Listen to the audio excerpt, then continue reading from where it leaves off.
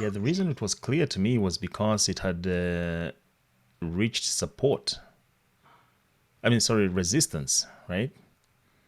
Mm-hmm. It reached resistance and it bounced back for 2 days, and then the rest of the market was saying we're going Down. down. So when the rest of the market says we're going down, and there was no hint of a green candle anywhere, you just Okay. yep. Because when I started looking at it in the morning yesterday, it was at 2041. So this is right about here. That's where we were. 2041. My target was 1975. Actually, my target was a little lower. Mm-hmm. Let's see. This is what I had plotted over here. I had plotted 1928. I was at 2041 at the time that I did my math. So, based on that information, 2041 minus 1928, that was 113 points expected movement. And when I take Dang. 60% of that, that was $67. So 2041 minus 67 was 1974. Guess where it stopped? 1974. Right on the Wow, money. you're good. Right on the money. 60%. Okay. 60%. It works. So yeah, that was just a little bit shy of one standard deviation. One standard deviation is 68%. So all right, looks like we have a nice crowd over here. Good morning, everyone. This is Eddie, Saturdays with Eddie. Welcome aboard. Today we have an open mic. We are going to be hitting a lot of questions. Let's start with hello. So I'm going to stop my screen share. Then I'm going to ask everybody to maybe just turn on their cameras and say hello for the just for the record. Say hello and where you're dialing in from. If you want to talk, you can unmute yourself and let us know what you're looking for and whether you think you'll find it. Hello, I'm from Jacksonville, Florida. I'm James, and Awesome. get better at this. Get better at the options, yeah. All right. Welcome, James. I've been a finance person for a while now. Worked in the different companies, banks and stuff before, and just kind of played at this. But I'm trying to get serious and get better. So Very gotta step nice. up my game. Welcome. All right. I see a few familiar faces. Anybody want to go next? Hello, Eddie. This is Steve here. Hey, Steve. What's going on, Steve? Not a lot, not a lot. Trying to make it. Trying to make it. Awesome. Are you in the UK or are you back in the West Coast? I'm back in the West Coast right now. All right. Back. So I'm trying to. My objective right now is still the same as you know. Yep. Getting better with the directions. I'm beginning to appreciate that the directions are coming from the support and resistance right now. Yes. So the only problem that I have is the hesitancy. I hesitate and I miss the opportunities as it comes out from a resistance or support. Right. And then by the time I decide to make up my mind that yes, it's definitely going in the direction, I'm halfway. I'm literally in between zones. So then it's the case of what do I do? All right. So that is my biggest handicap at this point. Understood. That's a common problem. We'll try and talk about that a little bit. Talk about the confidence. Where do you get the confidence to get in? How do you know that you're not going to touch the stove and get burnt? There you go. That's it right there. You knocked it on the head. Thank you. Yes. All right. Awesome. All right. I see a few more smiling faces out there. Let's see. Anybody else want to say hello? Hello, Eddie. Good morning, Thomas and Roxanne. Hey. We're in Chicago. All right. Good deal. Awesome. Windy City. It's one of my favorite cities. Exactly. Yes. It's not been bad the last couple of days. A little bit cold, but okay, it's expected. All right. Very cool. Good morning, Eddie. Good morning. Hey, good morning. New York. New York City. All right. Big Apple in the house. Yeah. Hello, everybody. Awesome. I see Gail has her hand up. What's up, Gail? Good morning. Or she's just saying hello. All right, there you go. Good morning. Morning from Canada. All right, Shannon, is it? Yep, we can hear you. Yep, go ahead. Good morning. I'm from Atlanta. All right, Um, Shannon, welcome from the A. Thank you. I'm new to options and trading. Started with WIT. Heard about you from seeing one of your videos online, and you just spoke to me the way you taught. So I started following you and watching some of your videos, and here to just get more. Hopefully, I'll grow and considering taking your class too. Awesome, awesome. Welcome, welcome. Thank you.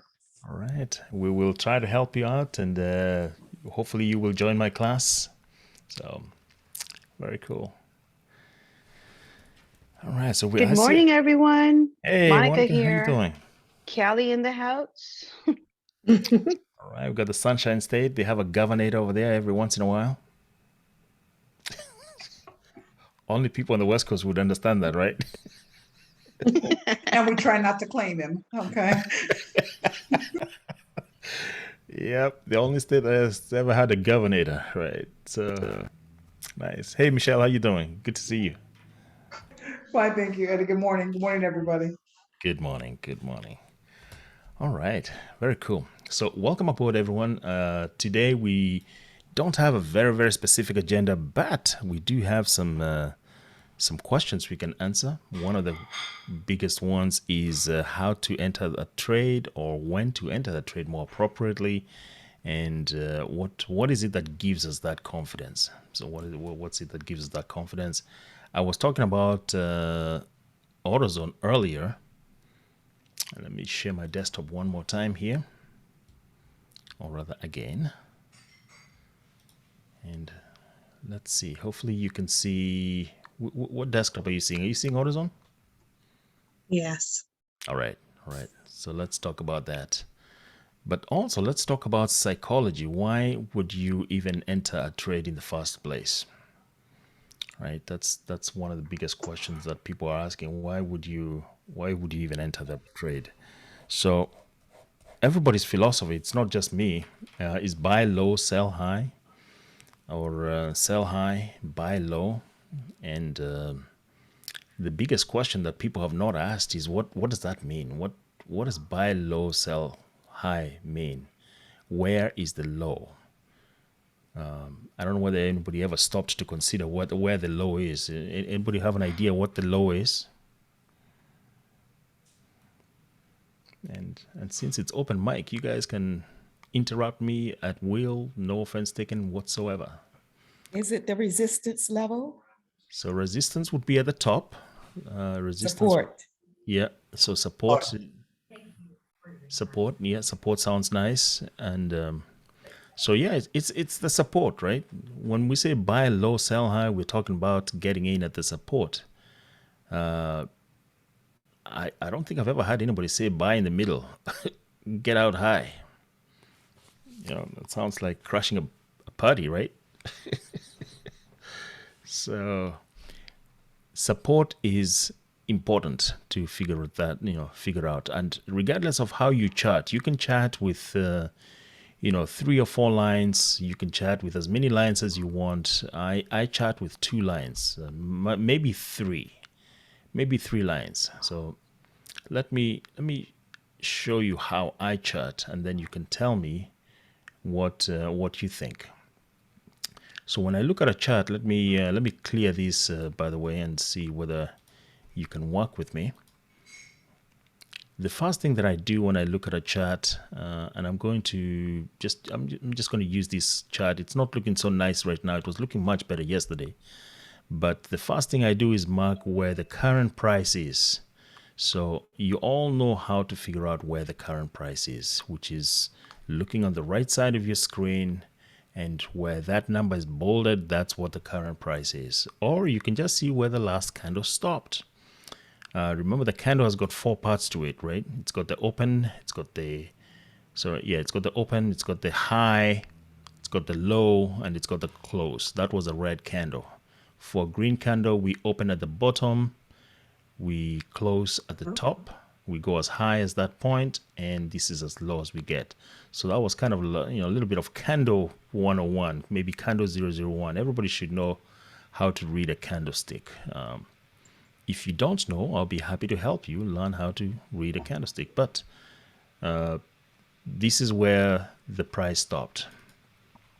So that's the first thing that I do. I mark the open. So 1974.51 in this particular case.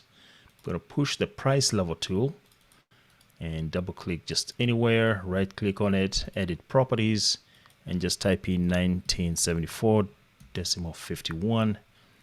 And if I care, I will even put in some notes over here that says current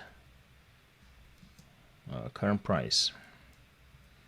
I've got a mic in front of me, that's why I'm kind of bending sideways over there to get to my keyboard.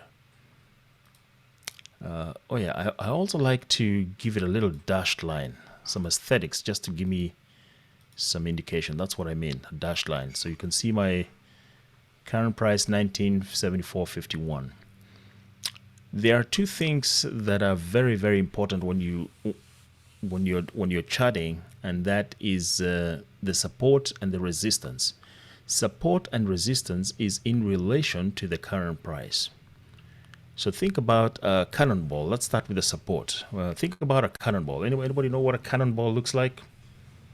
Or the concept of a cannonball? Or maybe that's too violent right now. Cannonballs, that's kind of violent. Let's think of a bowling ball, right? A bowling ball is that heavy thing that you're holding. Imagine you're holding it over your table and you drop it, or it slips. You know, you're holding it over your table, and what's the first thing that's going to support it? It's the table, right? The tabletop. And we can call that support. But what if the ball rolls over the side of the table and now falls to the floor? That's the second support level. So if I was drawing a curve, then maybe the tabletop would be my first support. The floor would be my second support. And if I have a really weak floor and a really heavy ball and it crashes right straight through my floor, I am no longer talking about support. I am talking about a bad house. So yeah, ouch. Ouch is correct. So at that particular moment, you have different issues. You have different problems. But you get the picture, right?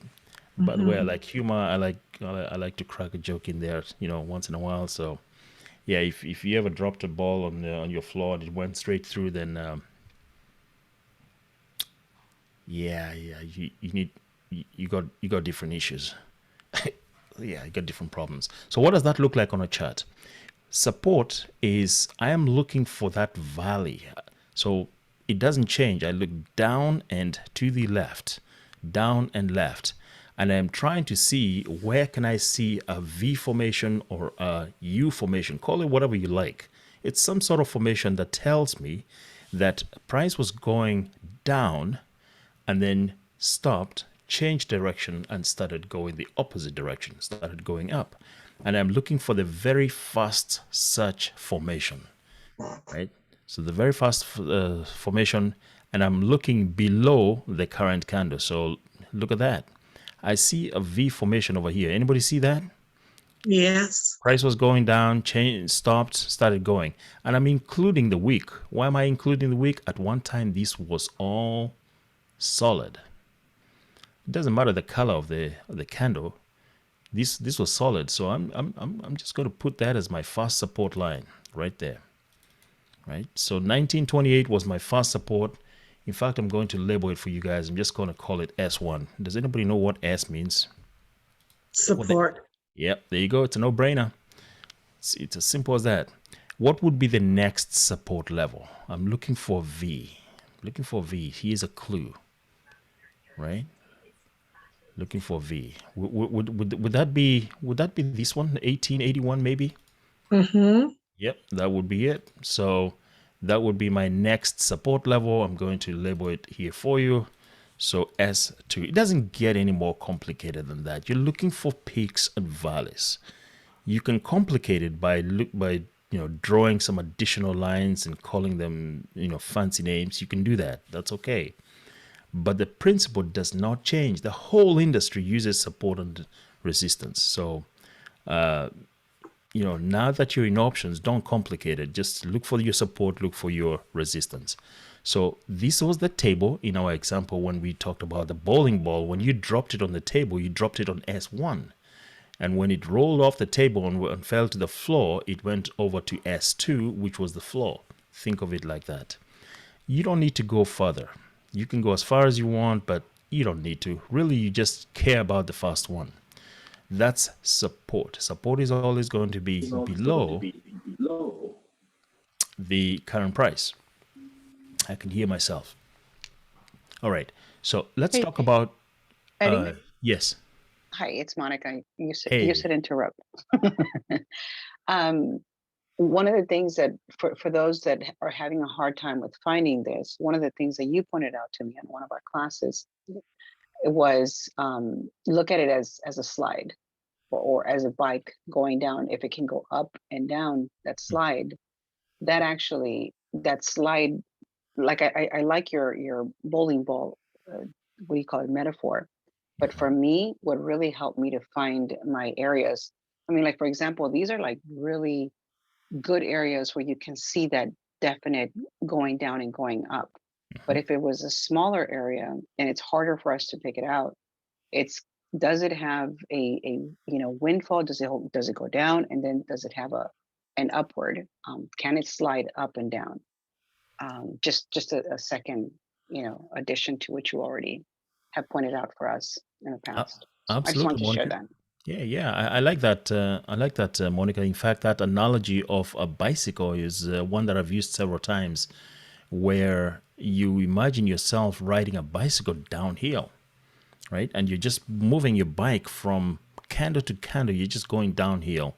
And the very first time that you have to go uphill, that was your bottom, right?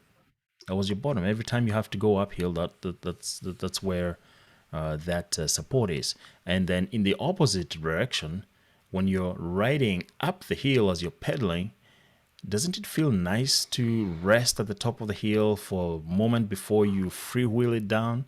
That is your resistance, right? That's your resistance. So let me turn off this in and out sound, because there we go. All right, so let's look for resistance. Resistance, again, I am going to look above my current candle up and to That's somebody that has their hand raised. yeah. Hey, Gail. Morning. I want to ask, do you look at all for a ladder or just only for U and V shapes? I look for U and V shapes. Yeah. Only. Okay. Yeah, I don't look for chairs and lazy boys and those kind of things. Okay. Yeah, if you're looking at that, then you're spending way too much time on the chart.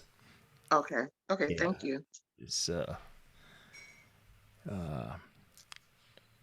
right. And yeah, I'll mention it later. Something to do with gaps. So let's see. This is still my current candle, so I'm going to look for everything above that. So you know what? I'll help you out. How about that? I will help you out by hiding everything below that point, so that you can help me out. So this is my current. I'm gonna say somewhere there. No. How about? All right, I just hid the bottom part of my chart. Did you all see that? Mm-hmm. I just hid it. Can anybody see the bottom part of this chart? If you can see it, then you have bionic eyes. And we need to talk a bit more. Can you do that again? I missed it. Well, Please. you can't see it right now, so hang with me here for a second. So I am looking for everything above the current candle, which is what you're looking at right now. That's why I hid it, so that you can see that. So going with our bicycle analogy, is this the top of my kind of to go to the next one, it looks like I would have to go down, right? So this is my first resistance level, 208, 220. And then obviously the next one would be, do you think it's going to be this one, or is it going to be the high, the 2110? Any takers? Anybody have an idea? 2110. 2110, all right. How about this formation over here? What do you think about that? That's not the highest. So I'm looking for the next highest, right? Before, so without skipping any support, any resistance, I think 2098 would be the next one, because I see that formation, no matter how small or how weak it looks like, it is a formation. It is that point in time on the chart where price changed direction. Okay, price changed direction. All right. And then you can keep going on and on and on. Now let me clear my screen here for those who wanted to know my little trick here. All I did is on my computer, I just drew a white triangle below this line. No, triangle? No, rectangle. Sorry. Rectangle, yeah. Yeah, rectangle. Where's my science? I just want to make sure you're all listening. Yeah, make sure you guys are listening. So, all right. So now that we've drawn our support and resistance lines, and also let me go ahead and label these just for the record. I'm going to call that R1. All right. Anybody knows what the R stands for? Resistance. There you go. You can't get it. You can't miss it. Right? S1, S2, R1, R2. And I'm not the first person to use these annotations of S and R. These are standard. I want to say they are standard annotations used industry-wide. So when you see S1, S2, S3, S4, somebody is referring to the support levels. Support level 1, support level 2. When you go to a tool like barchart.com and it's got that filter that says filter everything that is at support level 1, support level 2, that's what they're meaning, right? That's what they're meaning. So you can always go to FinViz or Barchart and create a filter that helps you look for stocks that are approaching S1. There's a tip, right? For all of these, complaining that you can't find stocks that are in the buy zone. Well, go find something that's in S1, right? You said that's on bar chart? That's on Barchart, yes. What? Yep. And they didn't build this last night. Is that a filter you gotta click or something? What's that? Support. Sorry, I didn't hear your question. Say it one more time. Let me digress here for a second, okay? Because somebody asked about it. Digress. Okay. You see my bar chat over here?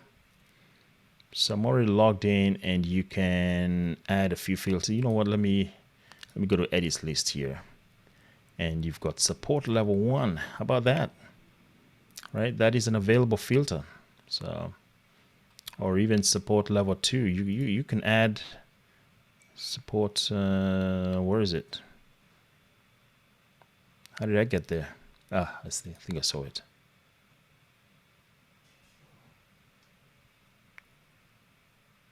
Support and resistance, and you can select support level 1, 2, 3, and so on and so forth. So that's a topic for another day, but go learn how to do that. Go learn how to fix that. Then you can find some stocks that are in the buy zone, or stuff that is in the sell zone on your own time. All right. So once you have that, You know when to get what stocks you can play. yeah, I don't. Maybe he just has an open mic. So once you have that, then you want to figure out, based on your current price, are you close to the support or are you close to the resistance? If you're not right at support or you're not right at resistance, then you don't need to trade this. It's not a good trade anymore. It never was, right? So you have to have you're trying to figure out what is the low, what is the high, and this is your low, that is your high. Right now, this is in the middle of the zone. If you didn't catch it up here, you missed it. Don't chase it, even though you know that, or you have a good thesis that it is going down to 1928, which it probably will, right? You've already missed it. But if I don't want to say that you've got 50 points in here to play with, your trading plan shouldn't be to chase that trade. So going back to how do we build confidence on getting into a trade like this one? Right now, the confidence level is very low. Right? Eddie, Yes. I'm sorry, before you move forward, Mhm. on the, you know how you just said, don't chase it, but what if it has the $10 allowance? Well, this Is particular that one still has got considered a, right, yeah. no, not this one, but if it does have that $10 allowance, Mhm. then can it still not be considered chasing, or you're still chasing? You're still chasing because, for instance, and this is a good example. This one has got almost $50 from 1928 to 1974. 1928 to 1974. I should be able to do these things in my head, but I'm not. It's a Saturday.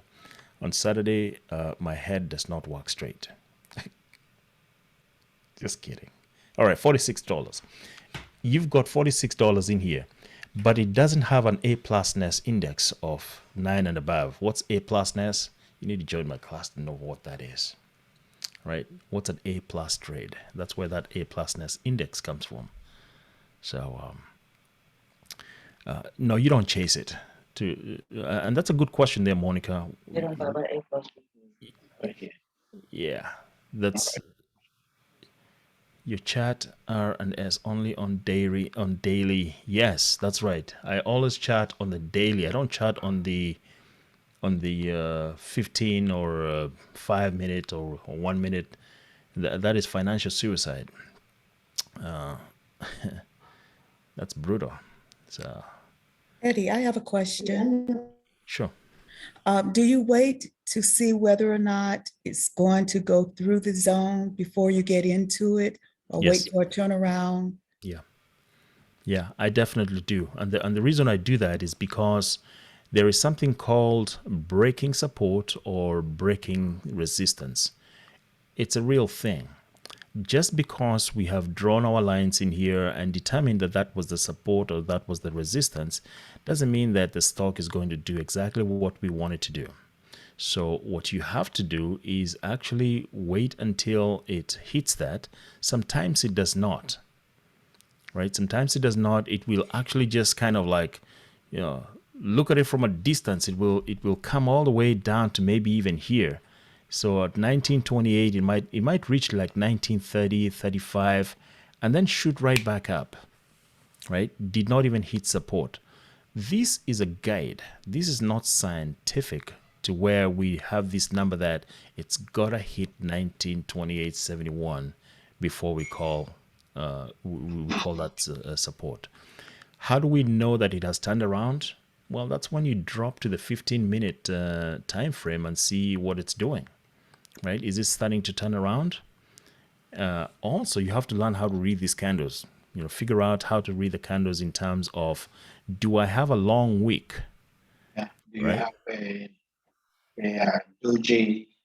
Right? Do I have a death cross? Do I have a hammer? Do I have is it solid? Is it what is the momentum? How is it looking like?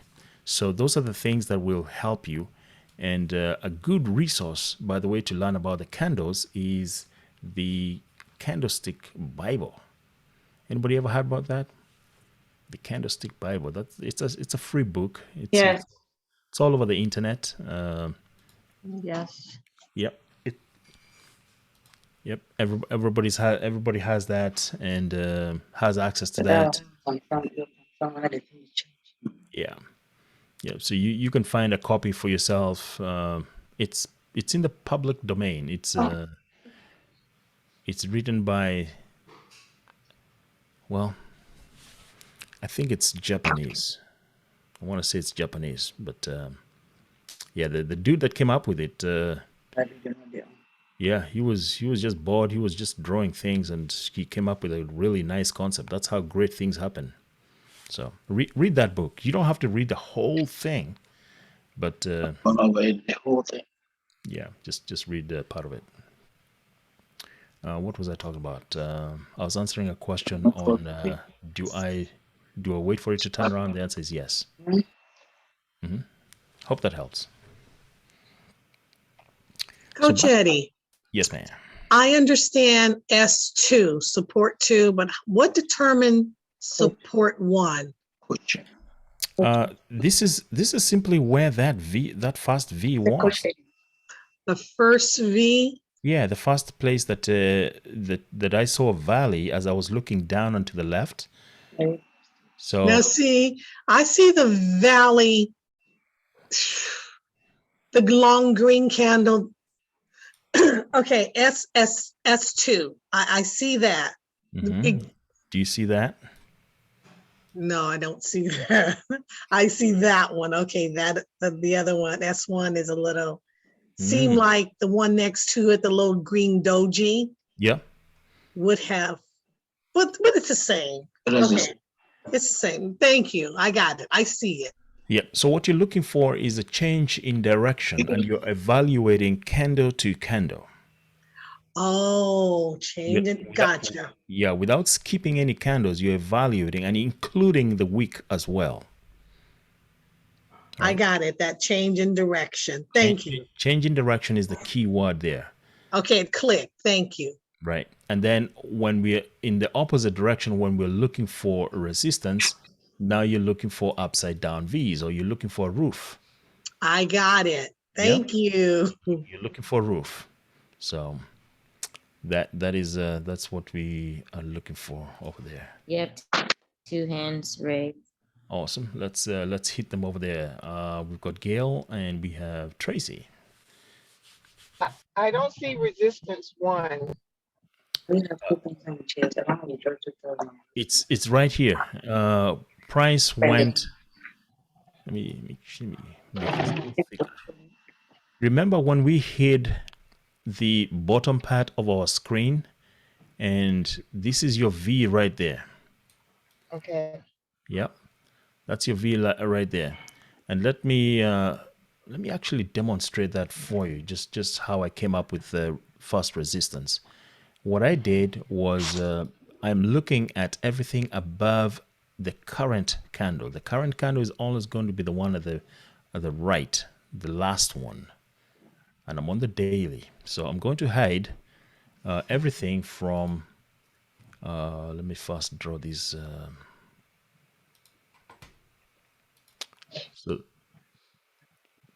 that's where our candle stops, 2067, right?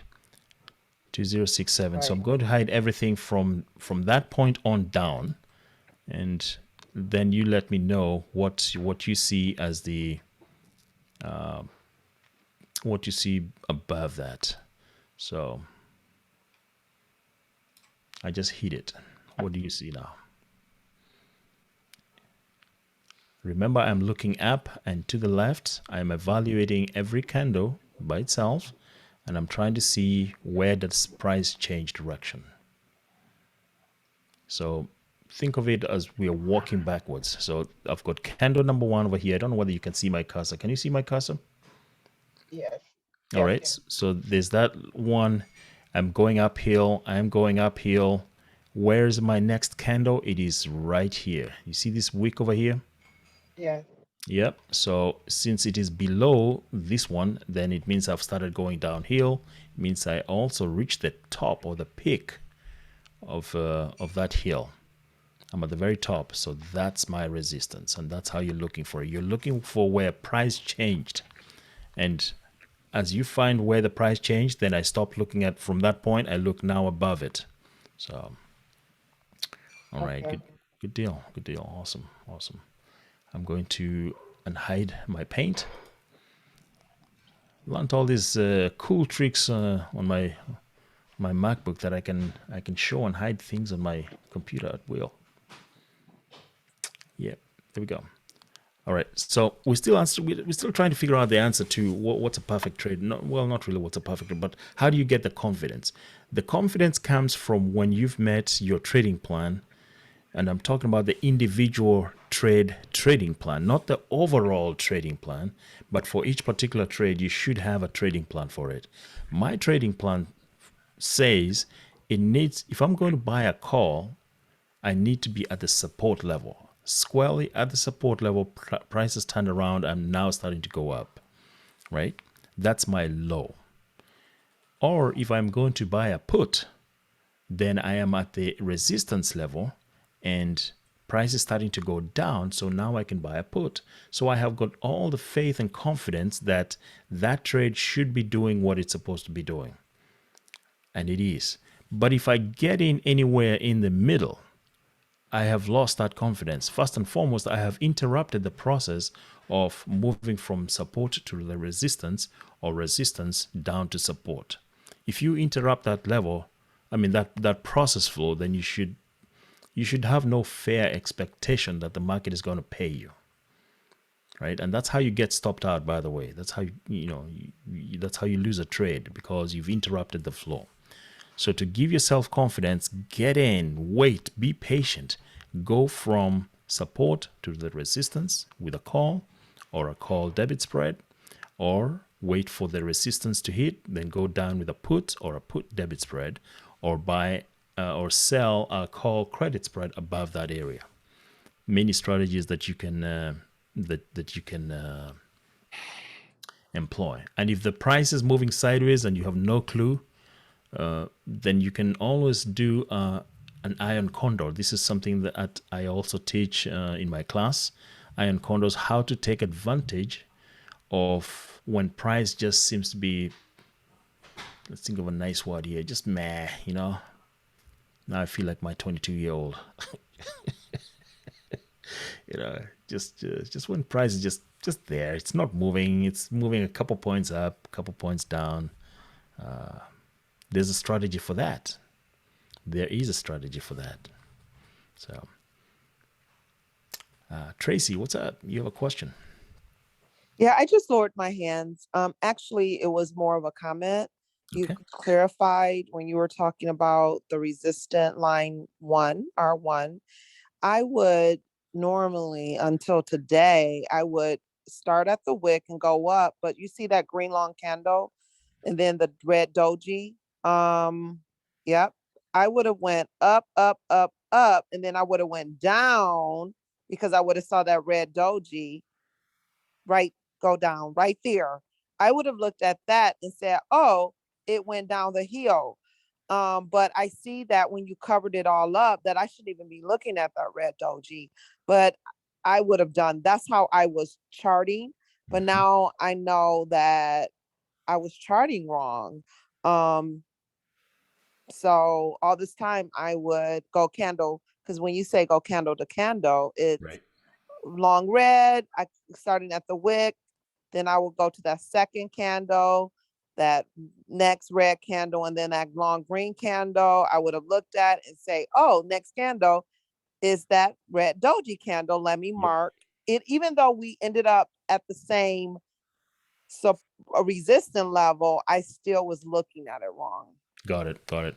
So yes, it's the first principle is to first and foremost understand that you're marking the top and the bottom of the current candle, and that's what you're evaluating, right? And that removes the concept of it's been gone through, it's been visited or revisited or something like that. Then you don't have any of those adjectives. You don't have to worry about that. So that's good to point that out. Certainly good to point that out. And then Steve has a question. What's up, Steve? Hey, Eddie. Quick question for you. Now, with regards to not trading in between the actual levels, on a day trading aspect, could you find the same set support and resistance on a 15-minute count while trading during the day? Technically, you can find those levels on any time frame, right? You can. However, would that be a good trading strategy?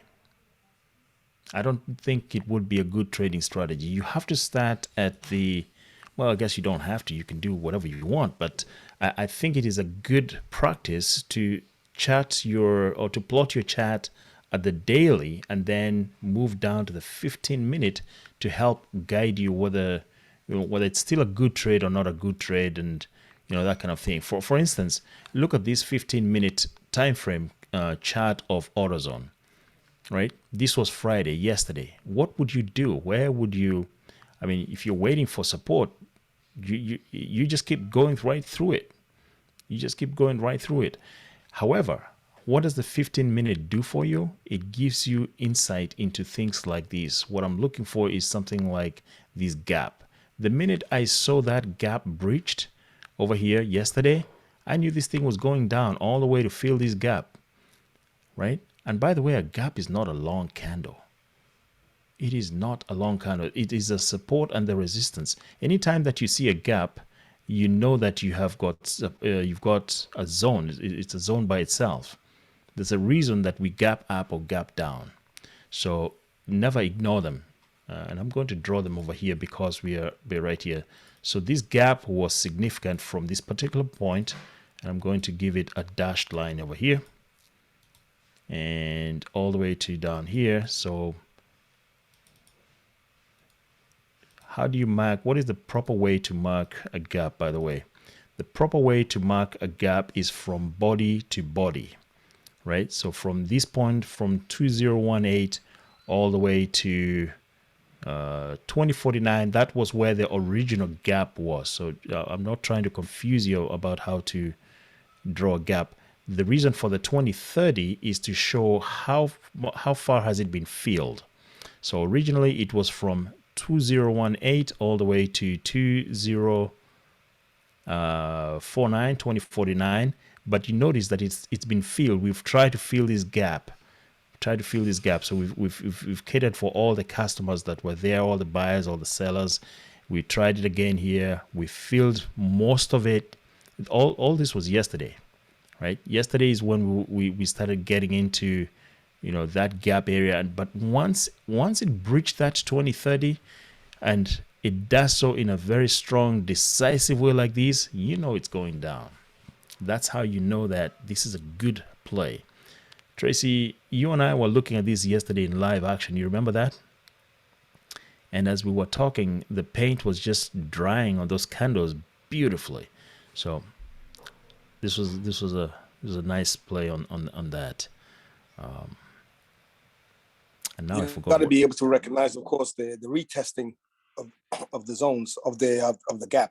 Yes. And knowing when to actually that's going to go all the way through, because there are times when I've thought it was going to make it all the way through. It got in, retraced back out. And it kind of hit my stop loss and I'm out of it. So then maybe the following day or a couple of days later on, it then goes through. I'm thinking, oh, well, I missed that, but I could have made it. Right. So, and you do bring a good point there. You mentioned the word stop loss, which is critical. It's crucial. I never go a whole session without talking about stop loss, and today is no exception. If you don't have a stop loss, you're basically saying that whatever you invested in, you're willing to lose it.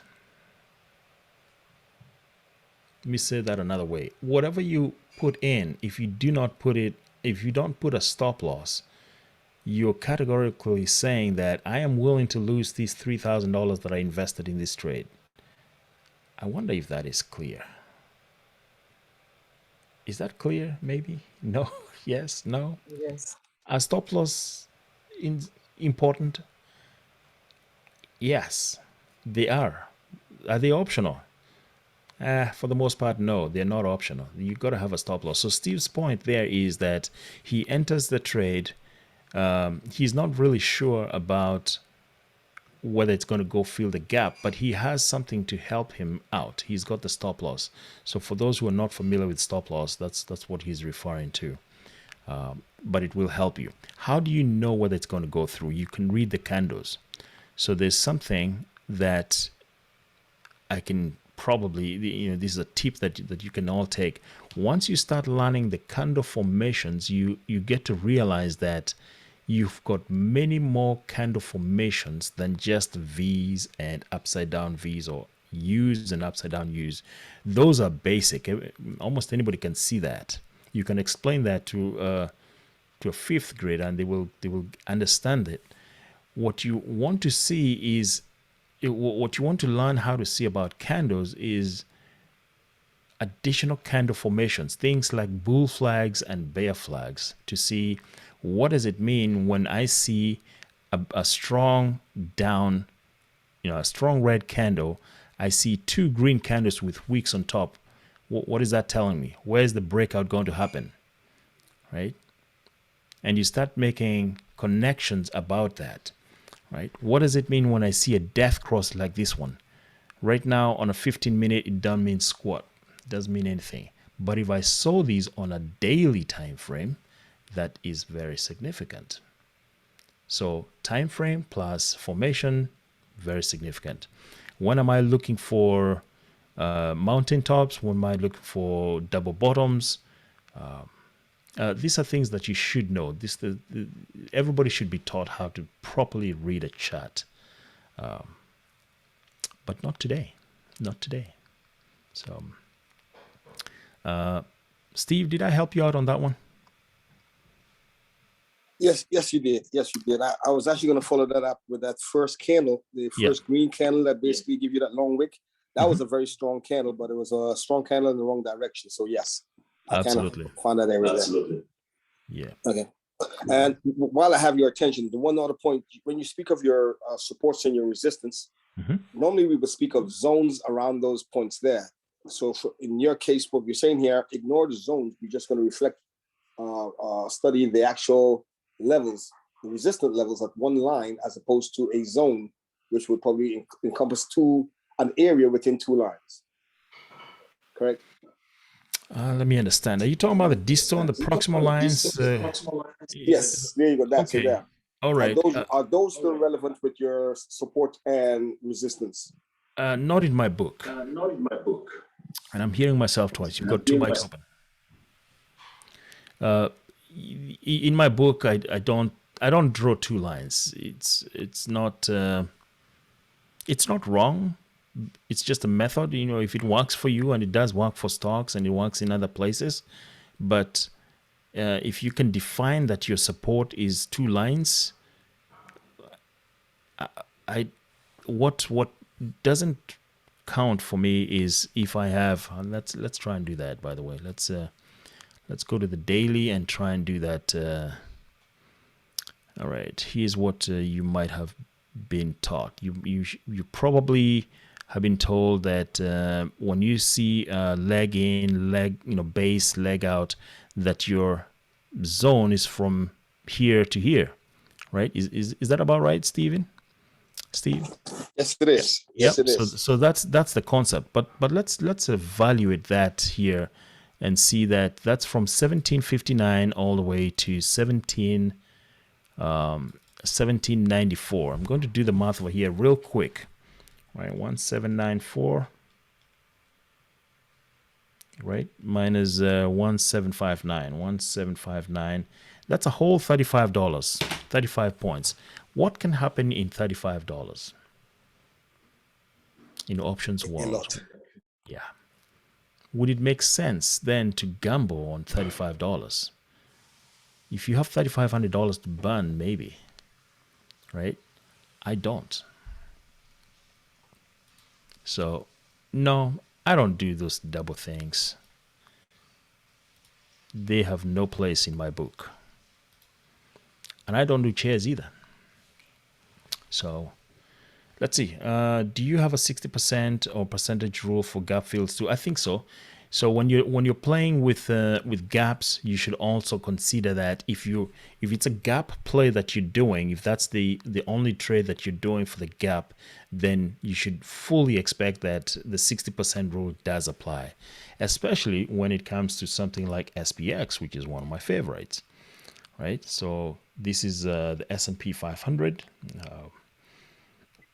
Yesterday, we really couldn't decide where we were going. First, we were going up, then we were going down. We stayed down for most of the day. Then in the afternoon, we went up. I was like, I give up, Yeah, I give up. But this is a gap play. Do you see that? About 3-4 days ago, last week, that's a gap play. So yeah, reverse head and shoulders is what she's calling it. Yes, Brittany, thank you. Yeah, I was trying to figure out what it's called. Where would you put your stop loss in this chart? Where would I put my stop loss? I put a stop loss based on, not necessarily based on the, actually it's never based on the chart. It's my stop loss is not based on the chart. My stop loss is based on my risk tolerance. Number one, my risk tolerance. Second, what is the potential for that trade? So the answer to your question, Ingo, there has got two. It's a two-part answer. I think what you've been taught is that you put your stop loss based on some calculations of where that bottom line is and then the ATR. No, that's I don't do that. Stop loss is based on your risk tolerance. Let's talk about that, and I don't want to digress too much on that. But let's say you have a trade that is giving you a potential of $1,000, right? $1,000. In real life, if I said to you that I have a deal for you, right? I have a deal for you, and this deal is going to pay you $1,000. You're going to have to invest some money, but at the end of it all, you're going to earn $1,000. So the question to you is, how much are you willing to risk of your own money for potentially gaining $1,000? Right? That would be the question that you would have to ponder in order to come up with what your risk should be or would be. So some people might say, you know what, I'm willing to risk $500, and if I'm going to get 1,000, that would be 2-to-1, right? That'll be a 2-to-1. Okay, that's fair enough. Some people would say, no, maybe I'll risk 300. That would be a fair risk because it will be at approximately 3-to-1 risk-reward ratio. Some people would say, I'm very risk averse. I'm gonna risk $50. You know what I tell them? I'll tell them, you go ahead and risk $50. I'll take your $50 and see you, because that's to my advantage, not yours. The risk reward has to be, trying to find the right English word. It has to be reasonable. Reasonable, yes. Reasonable is good. That's perfect. English, by the way, is not my first language, so I have to translate in my head. But yeah, it has to be reasonable to whatever it is that you're trading. So don't risk $100 for potentially gaining 1,000. That's a 10-to-1, right? You need to put in a sizable, reasonable risk. 3-to-1 is the most common one that I have heard about, in stock market trading. So trying to use the chart is, it might be a good way. It is a good way. It is not the only way. The more practical way, because I work with practical here rather than the theory, the more practical way is, what is a good risk for that trade? So you start out with a 3-to-1 and decide, in my trading plan, I'm going to enter a trade where my risk is no less than that. If it's a 4-to-1, great. 5-to-1, great. It's getting better and better, right? But if my risk reward ratio starts getting small, like a 2-to-1 or a half to, or a 1-to-1, that's not good. So Ingo, to your point, that's number one. You want a reasonable risk reward ratio. Also, number two, and probably even more important, whatever you risk should not, if it were to actually happen, it should not destabilize your account. Let's say you had a $1,000 account. If you have a $1,000 account, meaning that the total portfolio, everything in your account, $1,000, and you enter a trade where the risk reward is, let's say you're risking, $300, $400, and your potential reward here is, about $300, $400. That's not a good trade, because you're risking almost half your account, and it denies you the ability to trade again unless you put more money in. So if you have a trade where your risk reward, if it were to actually happen, would destabilize your account or prevent you from trading comfortably again, then no, that would be a bad trade.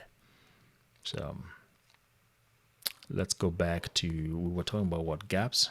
Manuan's had her hand up for a while. Oh, hey, Monica, how you doing? Talk to me. I apologize. I forgot to bring it down. Oh, okay. It was more of a reminder. I was going to ask as a reminder for all of us to keep our phones muted unless we have a question. I know or unless we're going to ask a question, because it interrupts Eddie on his flow. It was just a public service announcement. Thank you, Monica. Every time I see a squirrel running across my yard, I have to pause a little bit. You notice that? Short attention span. I'm with you on that, Mon. But at the beginning, he told everybody just to interrupt him. Mm-hmm. Yeah, I mean, if you have a question, yes. But if you have some background noise, then yeah, we definitely keep your mic muted if possible. Thank you, Monica. All right. Let's see. Any other questions? Any other points that we want to talk about? Maybe I should probably have a small commercial here that says that I don't go so deep in these sessions on Saturdays, and that's because I have a class that I actually teach that is small classes, no more than 10 students, usually 8 to 10 students per class. Once a week, they go 8 weeks, and we go in depth. We go in depth into options. We try to hit the ground running as much as possible. You don't have to be very experienced. We level set the room. We make sure everybody has the fundamentals. We make sure that you get the concept right. What's a good trade? How do you get the confidence? Because you need confidence, right? What we don't do is we don't give you trades. I don't give you trades. I might give you a hint, but I don't give you trades. I don't tell you go trade this and that.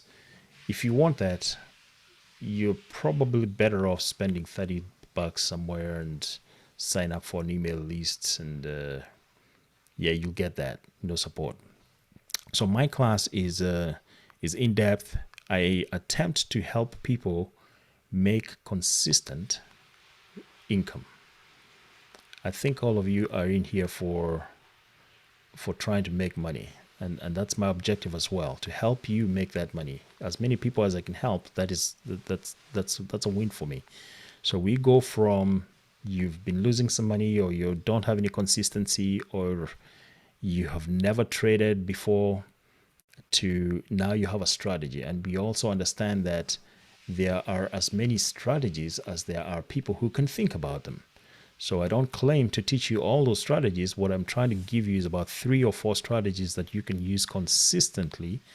And then once you have that consistency, you can decide which one are you going to zero in. Do you need to add some more?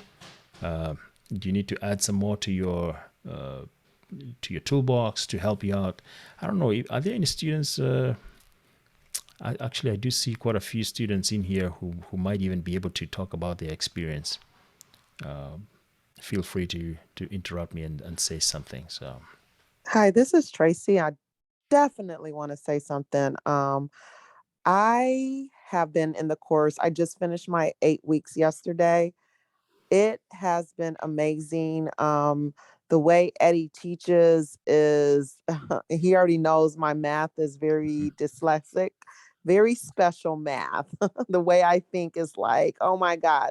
And if he can help me and really help me understand, he can help anyone. And yesterday was the biggest aha moment for me. I was overwhelmed. I was confident. I was excited, because my last class, we had an opportunity to go through my trading plan, make tweaks. He took the amount that I'm putting in my account. He broke that down to a science to tell me this is how much I should be spending. This is how much I should spend per trade. Like, it was phenomenal. So if you haven't signed on with Eddie yet, and you're just like trying to just come to the free classes, that's fine, but you get so much more when you actually sign up and become a student. He's always available to answer my emails and put me in a group chat with so many other wonderful, smart people that I get to converse with. So that's my spiel. It is coming directly from my heart, and I'm just confident, you guys, that I will be making money. I'm making it in my sim now, and we just talked about my confidence going live now. And after yesterday, it's no reason why I can't go live because I have a surefire plan. Awesome. Thank you there, Tracy. Yeah, Tracy and I go back 8 weeks, maybe even 10 weeks, and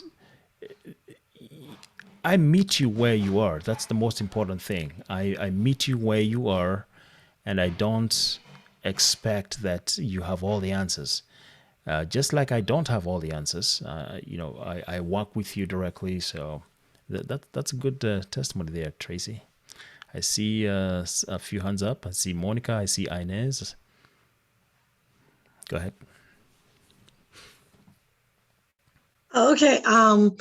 Yes, I went through the program, and Coach Eddie, you're my coach. I don't even send you text, but in XPX, I traded 3 days. Yesterday was crazy. I couldn't even find a point to get in, but Monday it was 800, Tuesday it was 700, and then Wednesday 5.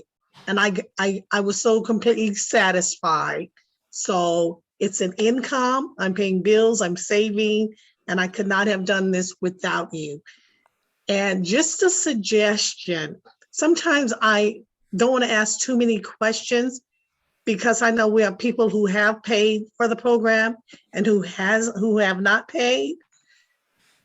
Maybe every other Saturday, just a thought, we could go into more depth with people who have paid. Just a thought. Okay, Coach. Thank you. All right.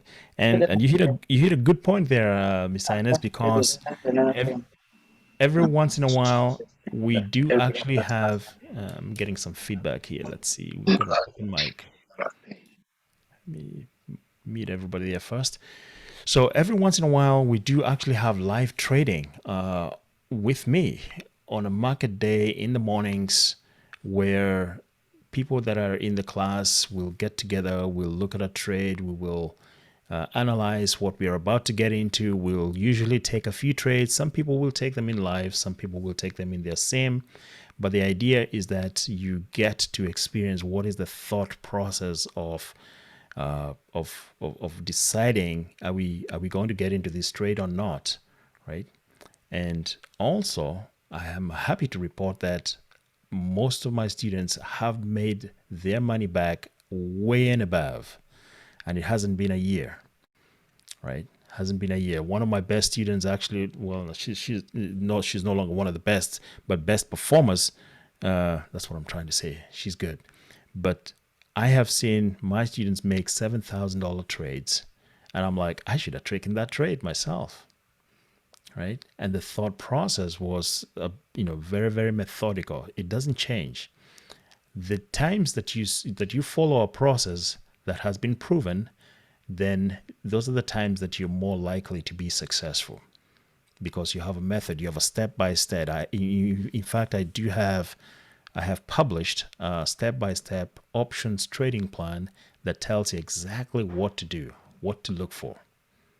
When you come to the class, we go through that. We see what is it that I'm going to look for. We're trying to define what is an A+ trade. So, by all means, that's good. Thank you for that. Kudos there, Inez. Monica, you have a hand up. What's up? Yes, I do. I also have taken your class, and I will say that I was in IWT for almost, I think, a little over 2 years, and I had never taken a trade.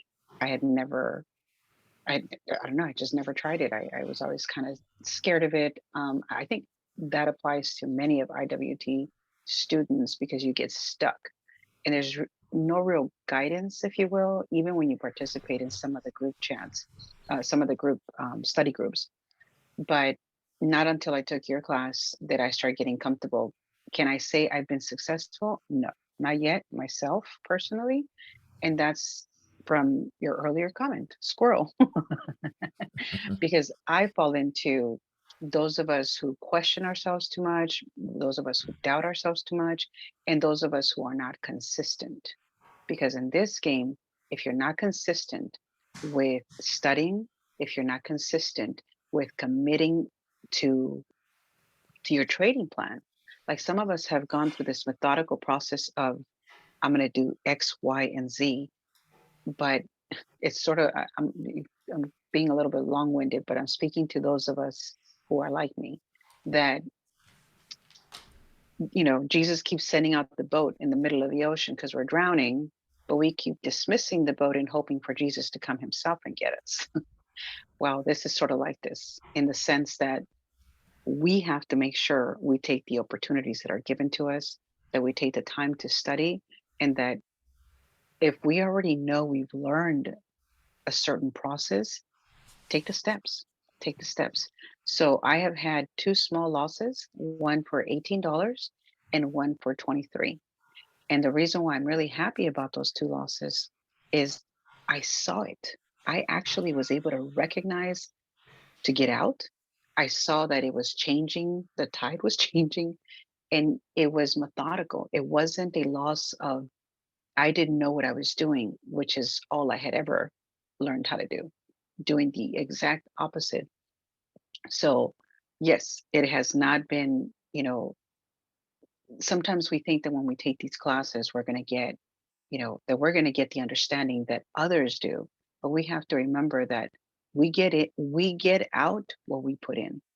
And if we're not putting in what we should, that's the results we're going to get. We can't be mad at Eddie or at anybody really, if we're not taking the correct steps to make sure that we treat this as serious as it can be.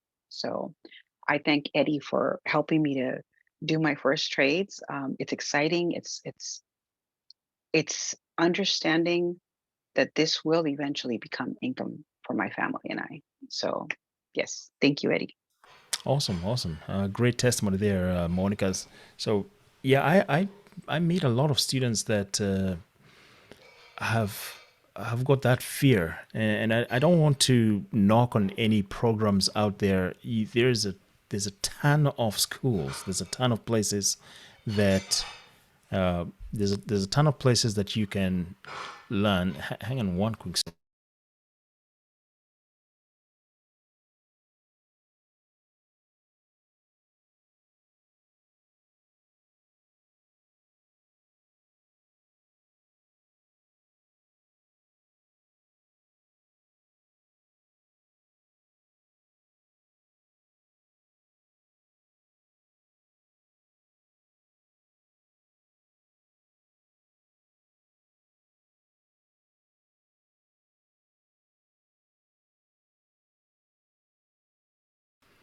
Sorry about that, guys. Yeah, I'm back.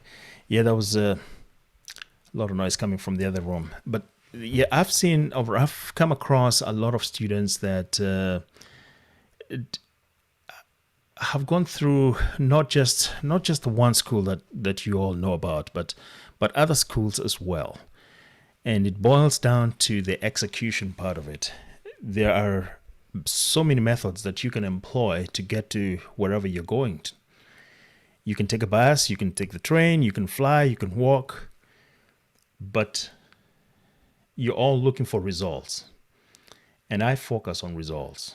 That's my way. When I was learning how to trade, anytime that I am approaching a difficult or complex subject, I am looking for that result, the outcome. What is that outcome? And so that's what I focus on. So thanks again for those that spoke out. Definitely very cool. Let's see. It is 12:13. Let's take a few more questions. Let's take a few more questions and see where we can go from here. On anything, by the way, almost anything. Hi, this is Tracy again. I know that this is probably something you've said a million times, but can you explain the purpose of the going to the 15-minute time frame again? Mm-hmm. Once you're looking at the daily chart, what the purpose is, and what I should be looking at when I go. I know you mentioned this before, but it hasn't Yeah. quite clicked. Got it. Okay, so the 15-minute time frame is somewhat, well, not somewhat, is important for many things. I would say many things. First, because you're plotting on a daily, you want to identify when is the best time to enter that trade, because you're now drilling down into what's happening. And let's assume that you've hit, according to the chart, you've hit your support line, or you've hit your resistance line, and you're trying to figure out what, is it ready to enter or not, right? Are you ready to get into the trade? Well, on a daily, that kind of paints very, very slowly, so you're not really sure. Now, you could just enter the trade. In fact, at most brokerage companies, they just enter the trade because they're in there for a long time. They're buying stock, shares. They're going, 6-9 months out. So it really doesn't matter too much because they've already established the range, and $20 to $30 is not really going to make that much of a difference for them. But for you and I, retail traders, that's what we are. We care about that potential movement, because for us a minimum movement is $10, right? That's our expected that's our minimum expected movement. For those of you in my class, you know that we go with an EM of 10, and you want to find out, do I still have that, and am I moving in the right direction? Because if you have a stock that's got an ATR of 5, then that 10 could disappear in a second. So what do? We go into the 15-minute and try and identify, are we moving in the right direction? Look at that. When you switch to the 15-minute, you notice that now you have a different perspective. But this should not be the time frame that determines your every move all day long. It should just be, for those day or for the swing traders, when I am entering at the sell zone or the support, support buy zone, and I'm going in for a longer period of time, 45 to 90 days, is this a good time to enter? So you can use that 15-minute to tell you, to show you that I've got a few green candles here. It looks like it's going up. It's no longer going down, right? So that's helping you identify, or solidify your thesis about where you think price is going to go. I trade sometimes on the 15-minute, but not so much. The only times that I trade on the 15 is, you guys know that I trade SPX a lot, and I can see gaps on the 15-minute as well, right? Gaps are significant. This is a gap on SPX. There's a gap almost every day. Almost every day on SPX, there is a gap. And the 15-minute will show you on the gap. Sometimes you don't see it on the 15 because that gap is small, and you might have to move into maybe the 5-minute. Do I trade on the 5-minute? Not so much. That is way too much stress. The 15-minute is as low as I like to get. I have also discovered that when I'm trading, if I'm doing a day trade and I am looking for an exit point, that point in the trade where it's now time to get out because the price movement the direction of the price has changed, that 15-minute is a great way to tell me. But also it helps me stay in the trade longer. And that's important. If I'm scalping, which is something else that we occasionally do, let's say I was scalping at this point, say at 3:15 p.m., right? How many times do you think price changed direction here in these 15 minutes? In fact, let's go ahead and that was Friday's date. I'm just going to switch to the 1 minute, right? Switch to the 1 minute. From this point on, when say I get into a call, at this first red candle, I'll be scared. I'll be like, I'm out of here. right? Price turns around. But what happens in the very next minute? Price shoots up, right? Price shoots up. Same thing over here. If I'm going down with a put and price starts going back up, I'm thinking that, you know what, I just hit a zone over here. Notice that I've got a peak right there. I've got a magnetic line, so to speak. Do you see that magnetic line? That's another concept that you will only hear with Eddie. It is a point in the chart where the price seems to navigate to. It seems to be attracted to. Every time we hit that point, we seem to either turn around or consolidate. So you can see that if I'm trading on the 1 minute, then I'd be looking at that point. See this green candle here? I'm thinking it's a price rejection, but it doesn't seem to be. We keep going down. This is not a good time frame to trade, right? I'd be missing out on a lot of things. I'd be having a lot. It's too stressful. Not just for me. I think for most people, they will agree that this is a very stressful chart to trade with. So switch back to the 15-minute. Then you can stay in the trade longer because you can see that we're moving from a clear zone to the next clear zone. You can see the candle doesn't just stop anywhere, by the way. I don't know whether you guys know that, but when the candle is moving, when the price is moving, it doesn't just stop. It never just does stop. There's no such thing as happenstance. No, there is a reason why price stops at a particular moment, and we learn how to identify what those price actions mean and how to actually take advantage of that.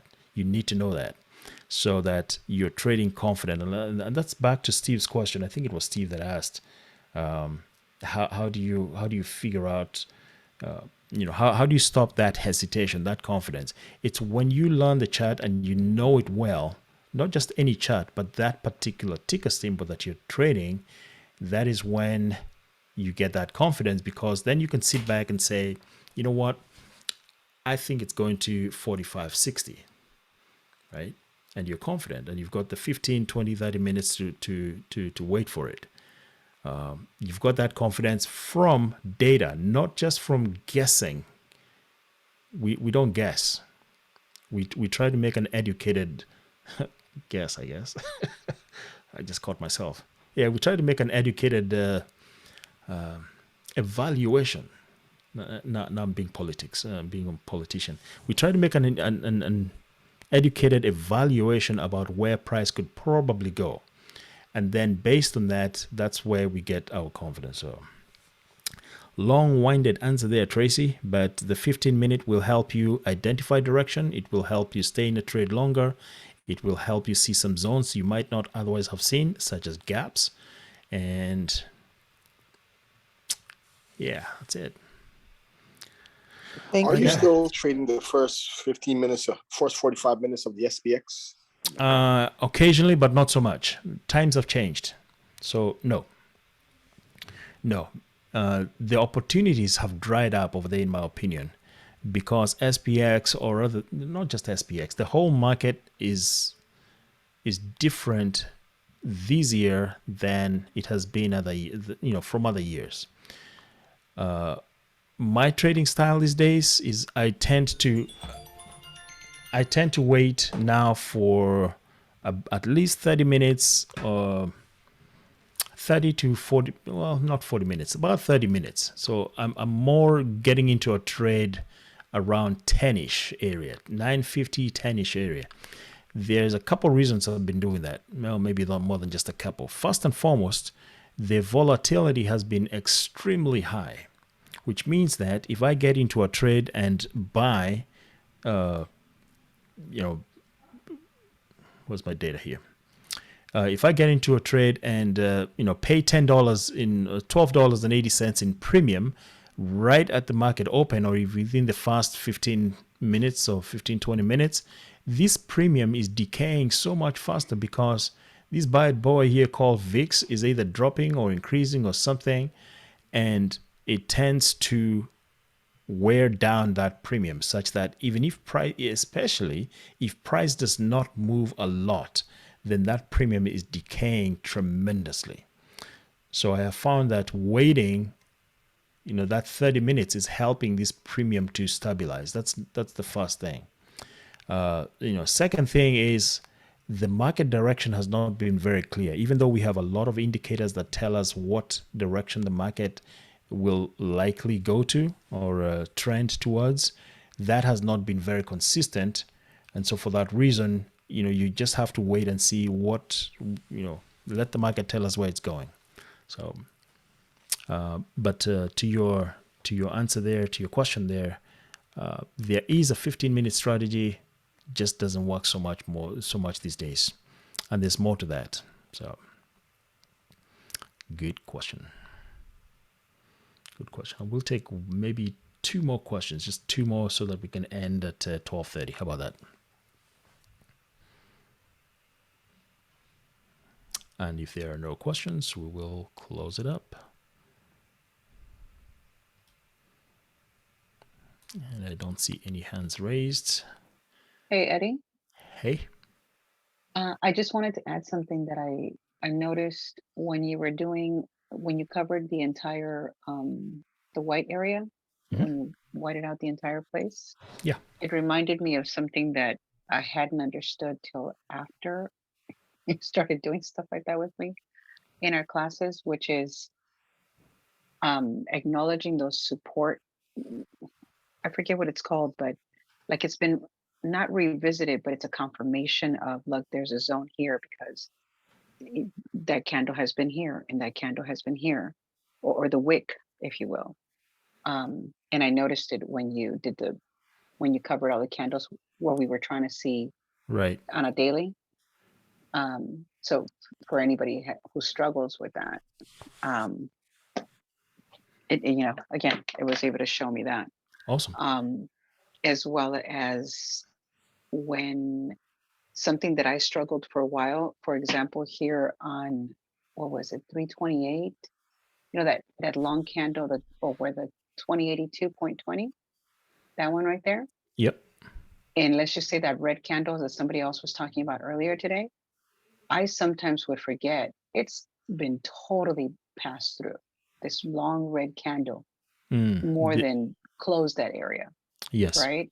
So that's no longer a valid zone. And I sometimes would miss to go further, forward, especially if I was trying to find a zone that was like way back, 2-3 months ago, a year ago, whatever the case may be. But sometimes I would forget to look at the entire thing to see if it had already been closed, that it was no longer valid. Yep. So just something that I wanted to point out for those who struggle like I. And that's a good observation. I don't know what technology that you can use to maybe even just cover that part of the, cover that part of the chart when you're evaluating and recognize that you're all only interested in the, above the current candle and below the current candle, so that that helps you. So, but that's a good point there, Monica. Awesome. Well, guys, it has been awesome. Again, these Saturday sessions are meant to be informative. They're meant to be a taste of what's available in class. We do go in depth, deeper subjects, deeper topics. We help, or rather, I help. And you get a community. We now have a very, very strong, vibrant community where we have students helping students. Just, you're used to these kind of things. You know about them, where students will ask questions from each other. I chime in a lot. I help out. I try to correct where concepts are maybe not being correctly stated. So it's all helping me and helping a lot of students. So if you need my information, it's in the chat. Just scroll up, options with Eddie. That is who we are. And let's see, we have one more open mic. Miss Ines, no. I was just going to say goodbye. No question. There we go. All right. Awesome. Well, thank you so much, everybody. Let me go ahead and stop my share. And if you want to turn your camera on and say hello, wave, do something, and scream and everything. Yes. Thanks, Eddie. Thank you. All right. Thank you. Bye-bye. All right. Thank you. All right. Thank you very much, Eddie. Much appreciated. Okay. Bye, Thank you. Thank you, Steve. everyone. Thank you, Eddie. All right. Thanks, Eddie. Bye. Thank you, Eddie. Bye-bye, Thank you. everyone. Thanks, Ed. Bye, Eddie. Thank you, Eddie. Bye, everyone. Bye-bye. All right. Thank you.